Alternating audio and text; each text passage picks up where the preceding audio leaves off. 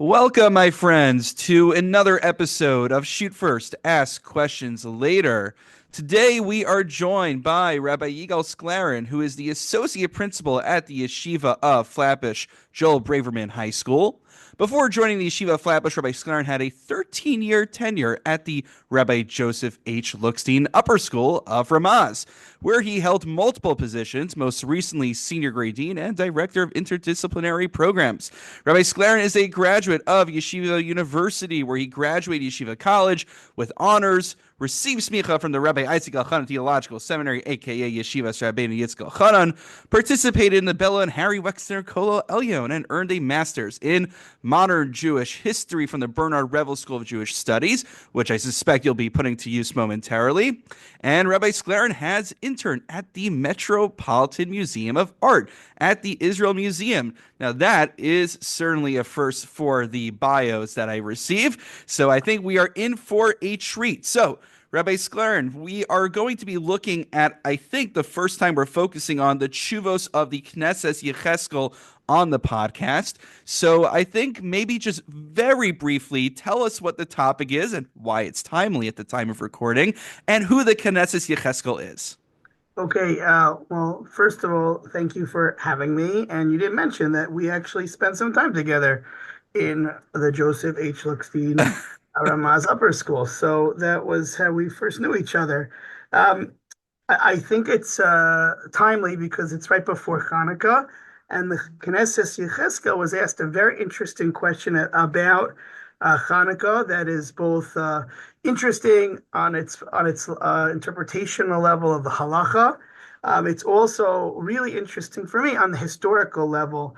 And one thing I'll say is sometimes tshuvot are unique to the historical period because they couldn't have happened any other time before. Sometimes the tshuva is interesting because it's just interesting tshuva, and sometimes the history really helps inform a little more depth of what was going on in the back and forth in the tshuva. And I think this is an instance where you really find that the history will add tremendously to understanding certain points that the Knesset Yecheskel alludes to. Possibly even it'll give you a greater insight into the question itself. So, to your first question, who was the Knesset Yecheskel? Rabbi Yecheskel Katzenellenbogen was the chief rabbi of Ahu. Ahu, also known as the triple community of Altona, Hamburg, and Wandsbek. He served as the chief rabbi from 1714 to 1749. Now, the first question you have is, what is Ahu? For many people, they don't know, but Ahu was a triple community in Northern Europe.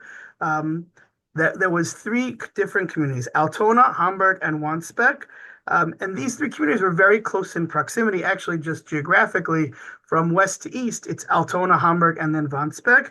And in the middle of the beginning of the 1700s, the communities of Ahu, in Hebrew it's called Ahu, made a chief rabbi over all three communities. And Rabbi Yechezel Katzenellenbogen stepped into that position and was a long-standing tenured member as chief rabbi. And he wrote the Knesset Yecheskel, which is really quoted by many, many other later commentaries.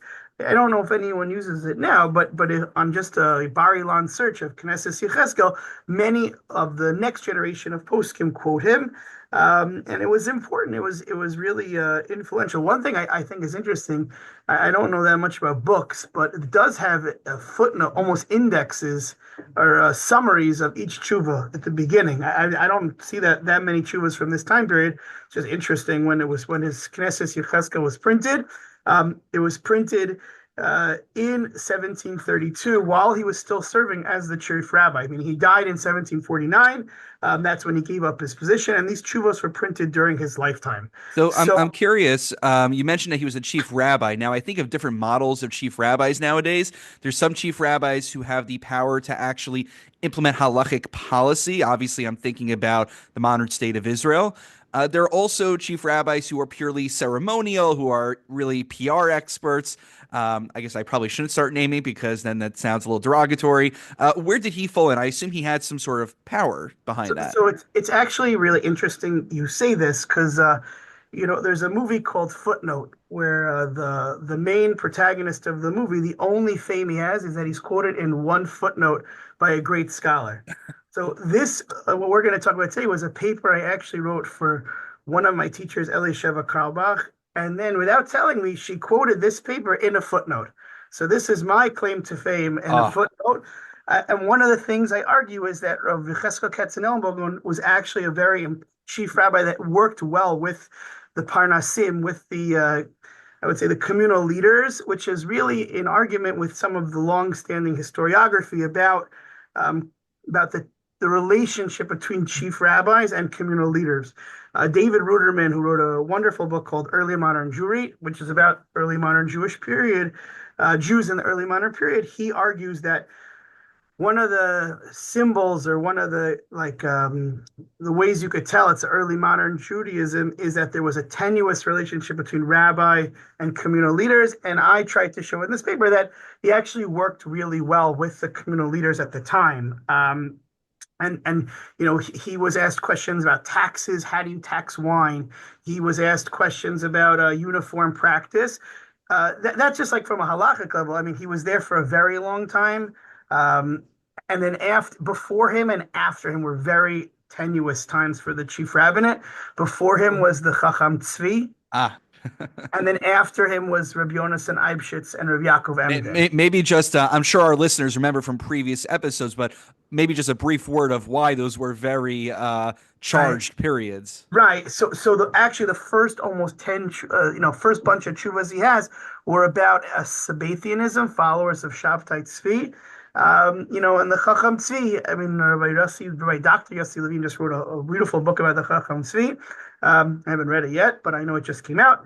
I've read some of his research. So he talks a lot about the Chacham Tzvi. He was not I guess you would say he was not a communal leader that had the stability. He would fight with the communal leaders. And then after him, the community was thrown into a tremendous tumult between Rav Yaakov Emden and Rav Yonasan Eibschitz over who would be the chief rabbi of this triple community. So, like, we are looking at a slice in history that was not related to these major cataclysmic events in Jewish history.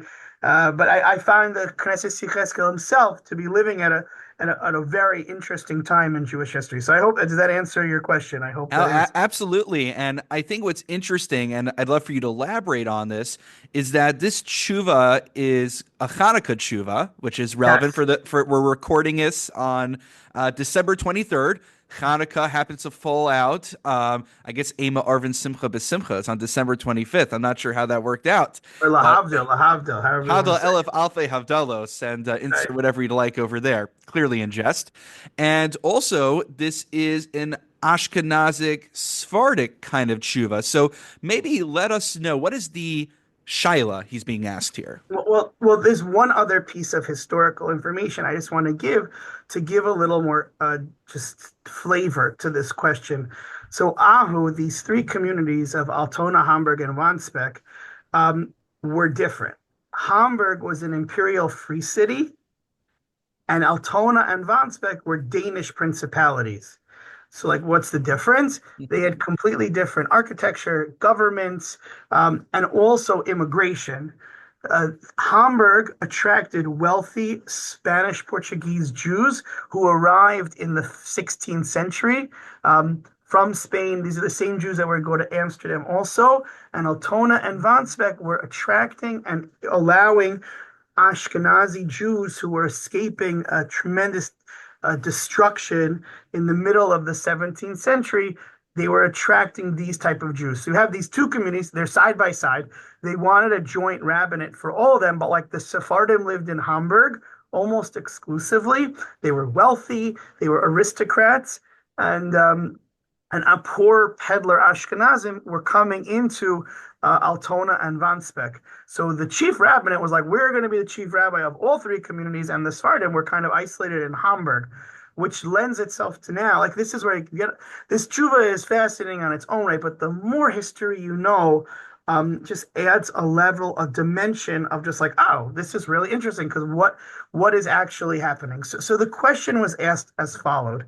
Um, there was once an Ashkenazi person who asked the chief rabbi of Ahu. He says, I live in the home of a Sephardic Jew, and his custom is to only like one menorah on Chanukah. But because they hold like the Mechaber, Rav Yosef Karo, and I'm an Ashkenaz who holds like the Ramah, and I want to light my own menorah, like the practice of the Ashkenazim. So his question is, am I allowed to light my own menorah in a Sephardic person's house? Um, and he's saying my Sephardic landlord is telling me no. So just parenthetically, this was a reality historically that Sephardic Jews employed Ashkenazi Jews.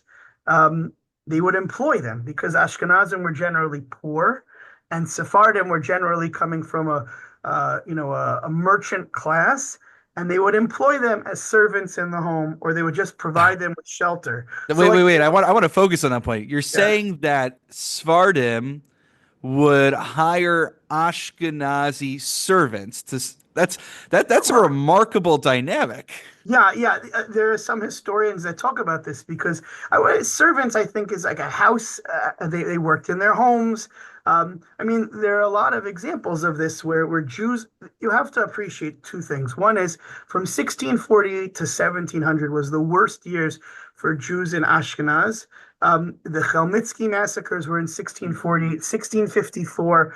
The Swedes invade Northern Europe and Lithuania, and Jews flee in massive numbers from Poland, from Lithuania into Denmark, into these cities. So they are poor. They are like running away from this disastrous time for Jews. I mean, Chelmitsky massacres, we know about those, but it didn't end with that.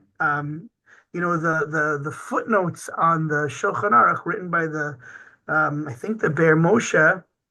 So he tells how he came to Amsterdam with no money, and the Sephardim told him, "If you come, we'll hire you to write the footnotes on the Shulchan Aruch."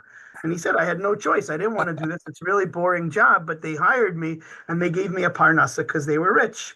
And that's what you kind of find here in a small example where this Sephardic Jew is employing or housing an Ashkenazi Jew.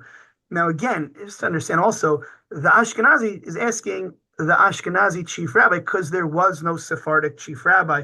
In fact, there was very little public Jewish presence of Sephardim at this time. It's like I find this to be interesting that the more layers you have to this tshuva, it like adds a little flavor to it. It adds a little more like, oh, there's like a lot more of a dynamic what's actually happening here. So I hope that that adds a little to it.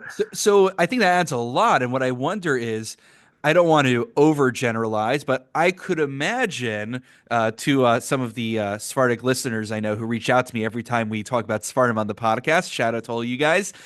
I don't know if they want their names mentioned, but they're there. And so I wonder how a Sephardic individual feels about an Ashkenazi rabbi telling him what to do. Well, it's interesting. This is like I would say not the best example because there's an Ashkenazi. You'll see at the end of the tshuva something does come up that's interesting, and it revolves around the concept of lo titgo to do. Lo titgo to do is a pasuk in the Torah that says you shouldn't harm yourself, cause yourself bodily harm over a death. But the rabbis interpreted in a couple of places that it means you shouldn't have two customs. Sasu Lo tas agudos aguda agudos. aguda. Right, Right. which means don't have different customs. And it's very unclear in the Gemara and later poskim what the extension of this is. And we'll get to it as we go on. But like, is it okay to have two people practicing in the same home two different types of halacha. Like that's really like in essence, that's the question. And I'll tell you, like I studied this when I didn't work in a school that had a lot of Sephardim, but now I work in a school that has a lot of Sephardim. You So are like that Ashkenazi I servant in the yes, Sephardic household. yes, I am You yes, didn't. Don't I worry. am You didn't say it. I employed. said it. I am employed by the Sephardim. here in Yeshiva Flatbush, it's predominantly Sephardic school, and it's an interesting question. Can I perform my own halacha or halacha in an environment that's not? So that's like again, the specific question is about Hanukkah candles. Can a Sephardi restrict an Ashkenazi from lighting his own candles? Because this his halacha allows it, and my halacha doesn't. And the broader question is, can one person like control the halacha that happens in a home if you have two different people living together? But there's definitely like a power dynamic here. I think you're right. I think the power dynamic is different. It's not just like I had my Sephardic friends over for Shabbos. One can almost make the argument. I mean, I wonder. I glanced at the tshuva. I don't know if he used the words Eved Ivri at He all. doesn't. He doesn't use He it at doesn't say all. Eved Ivri, but it sounds like one can make the argument that you are batal, you are nullified vis-a-vis the household because of that power dynamic. Right. Um, There's definitely a power where the Sephardi is trying to restrict this Ashkenazi from doing it. If it was flipped, what would have happened? I don't know. But it's clear he's turning to an Ashkenazi rabbi. By this point in time, also by the 1700s, this is also interesting to know. The Sephardim of Hamburg had been depleted tremendously because there was a heyday of Hamburg when Amsterdam was on a I guess waning. Which one's getting bigger? Waning, and then Winning's on the Hamburg way was down. Yeah. becoming bigger.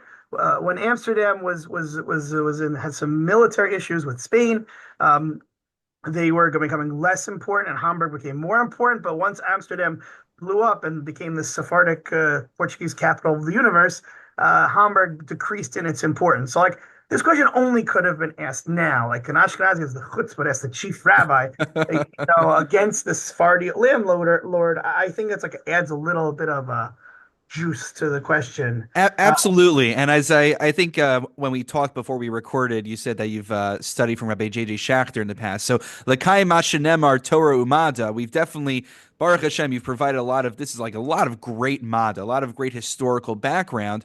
I'm wondering, what's his halachic analysis? Can you break Right. down what he actually says in the tshuva? So what's interesting also is that Rabbi Cheskel Ketzenogman takes an interesting approach to the halacha. Hmm. He starts by saying, people have said all over the place that this is a unique situation where the Sephardim, the Mechaber holds like Tosfot, that you should only light one menorah, and the Ashkenazim hold like the Rambam, that you can light many, many candles, and he argues that's not the case. He thinks that there's a historical, I mean, he actually analyzes the halacha from a historical perspective. He says like this, because everyone holds like the Tosafet's opinion that you should light one menorah on Hanukkah. And he says the reason is because you have to know what night it is. He says that was only true for when you lit the menorah outside your door. When you lit outside by your doorway, you only had room for one menorah. So he says that's why you would light one menorah outside. He says, but Ashkenazim, who live where it's really cold and there's persecution, we didn't live in Spain where it was warm or Israel where it was hot. The Ramah lived, it was freezing cold and the menorah would blow out, or there was persecution, so we lit inside. Once you're lighting inside, you have a whole house to light your menorah. It doesn't matter. Everyone should light their own menorah. So that's actually like a fascinating, creative way of approaching this whole question. That really there is he says there's no machloket really between the Ramah and the Chaber halacha. He said historically it's developed differently.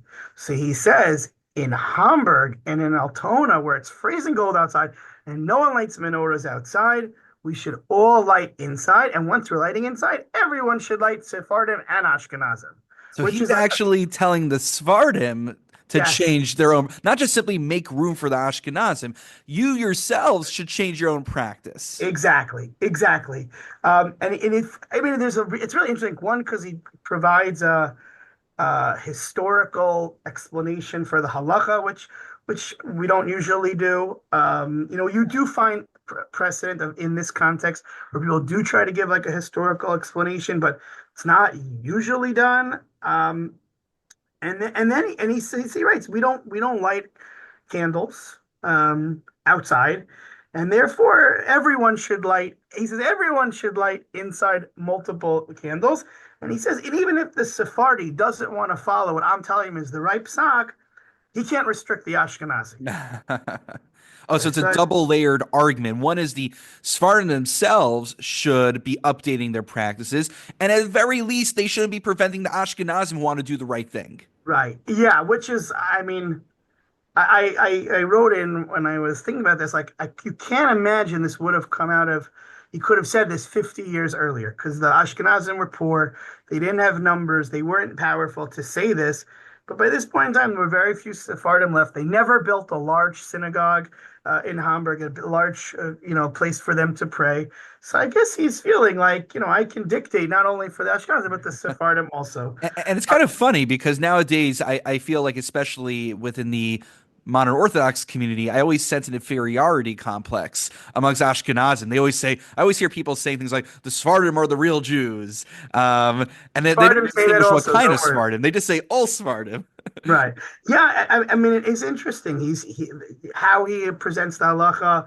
Who and I'll tell you one interesting thing. The next paragraph also, he goes on a little bit of a soapbox, as maybe you would call it.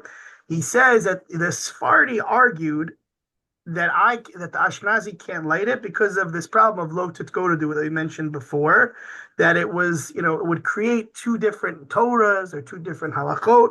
He says that's nonsense.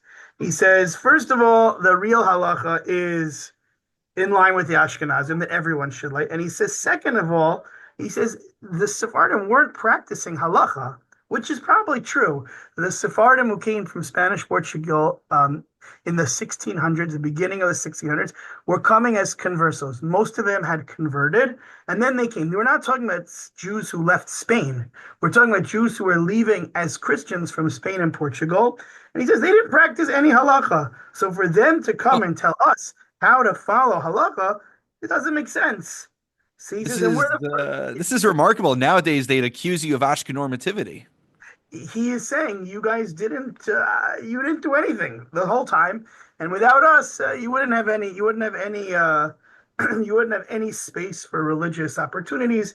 So he feels very strongly that this is the way. But to me, it's like really interesting. Like, sorry, for me, it's fascinating. Just like in terms of like who is the one who's like dictating the halacha. And in the end of the day, he says the Sephardim, you're better off because of the Ashkenazim, and you should follow our halacha because it's actually the right one.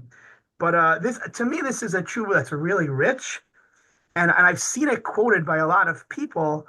But the depth of it really comes about when you have a sense of the history behind it. Meaning, it's a great tshuva on its own right because the history, how he understands the halacha about Pirsum Menisa, Mahadrim, but the what was going on behind the scenes to me is fascinating. Yeah, and I think that's precisely why, and again, I know I'm breaking the fourth wall over here, why I think the genre of Shalos Utshuvos is so important, because you're not just looking at, oh, okay, he has like a different read of the Sugya, but then you look at this whole dynamic between Ashkenazim and Sfarm, it just reveals so much about what Jewish life was like beyond just the technicalities, which are amazing on their own. Don't get me wrong, I love the halacha also, but this is why we do Shalos Utshuvos. I agree, and I think I studied with Elisheva Karlbach in when I was in Revel. I had the opportunity, and this was something that she pointed out also, that like when you're studying a tshuva, it's important to know like the history behind it, but also to know like when is a tshuva relevant historically, and when is it just an interesting tshuva, and that requires a certain level of like knowledge about the history and the tshuva. And I think this is a great example where, like, if you know a little history, Mhm. it like really opens up a wellspring for this one. Though going to the halachic idea of lo siskodu, I'm not sure if we want to go down that route, but something I can't help but think about is just the implications for that idea. I mean, perhaps one of the most classic places it comes up with is whether you wear tefillin or not on Chol Hamoed in the shul that you go into. But just one thing I came by recently, I saw in the Masoris Moshe, which is his grandson's recollections of his interactions with Ramosha Feinstein, that he would deliberately wear a gartel when davening in a Hasidic shtibel, so as not to be over unless it's go to do. Now, then I shared this as a Dvar Halacha in between Mincha Ma'ariv at my shul, which I think was another place that sort of we almost crossed paths at, you mentioned. And someone came over to me afterwards, actually it was one of the Sephardim, and said, well, does that mean if a Hasidic fellow davens at our shul, they dafka shouldn't wear a gartel? So I always wonder about what the parameters are, how far we're willing to go. So I'll tell you, in another lifetime, if I would have, if my life would have maybe taken a different direction, the reason I really fell into this tshuva was because of Lotus Godadu. Huh. I was fascinated by the question of what happens if mass number of Jews are arriving where other Jews were. And this is what happened during this time period, the early modern period, from around 1492 to 1700. You had mass migrations or emigrations, migrations of Jews to where places where there already were Jews. Hmm. And I was like, well, how did people deal with the halacha? Did they say, people say, no, you can't change, you have to accept ours? And what's really interesting about Lotus Kodedu as a sugya in itself is like, it's very unclear. It's never quoted in Shulchan Aruch. It's Huh. unclear if it applies to minhagim. It's unclear if it applies to halachot only. It's just like not a well, you know. I would say like this. The Rosef Kara doesn't quote it. The Ramah quotes it, and he only quotes it in the context of two minhagim. And the Magen Avraham says it doesn't apply because only by minhag. It only applies by din. It doesn't apply to two groups in one city. So like just like the where it's used and when it's used, I find to be more interesting than like how it's You're saying applied. it's more telling of the individual's preconceptions and biases of when they choose to apply Los Escoto versus not, which is another great example, going through maybe chuvos of when they decide to apply it Use and when they invoke it. don't. Yeah, I mean, when is it invoked? When does someone think it's important? I think that's very telling of like someone who really wants to have one uniform halacha. If someone lit an extra menorah in a house, like I can't imagine you'd think there are two Torahs. If someone's wearing tefillin and someone's not, like that, maybe that is, and where it's used and where it's not, I think is really, really telling. Um, I just think it's like fascinating to think like, what do you do when you're a minority in a place where there's already established halacha, but your halacha makes sense and it's for good reason. Do you have to conform? So that's really at the heart of Lo Tzisco do, or is it no? Like I have a legitimate halachic opinion, I should keep it. So I don't know. Right. That's No one I think is suspecting that someone who wears tefillin or doesn't wear tefillin on Chol Moed is following a separate religion. Except for, I know some people are very adamant about wearing their tefillin on Chol Moed. They don't buy this whole removing of the tefillin. Okay, some people are like that. But okay, so just in terms of this tshuva, either from a historical standpoint, halachic standpoint, or modern implication standpoint, is there anything else that our listeners, including myself, should know about this topic?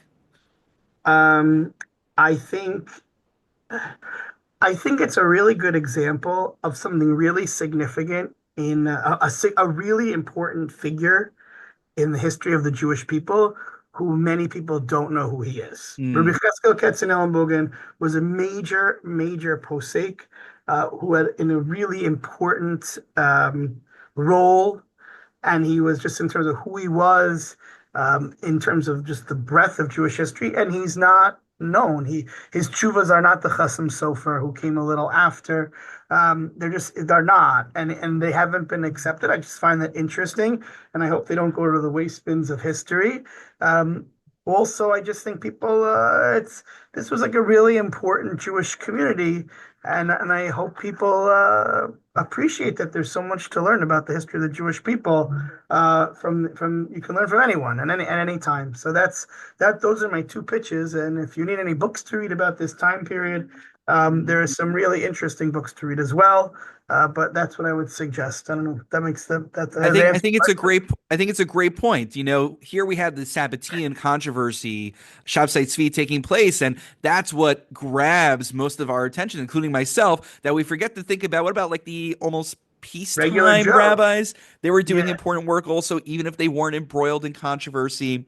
So shkach to you, the scholarship that you're doing in terms of this, and also in real life, how you are bridging Ashkenazic and Sephardic traditions. So Thank you so much for reaching out with this wonderful Hanukkah idea, and just want to wish you and your entire broad Kehila, Freilich and Chanukah. Well, thank you very much, and you should keep, bringing chuvos to the masses. They're a really exciting way to learn Torah. So, thank you. Amen. Thank you so much.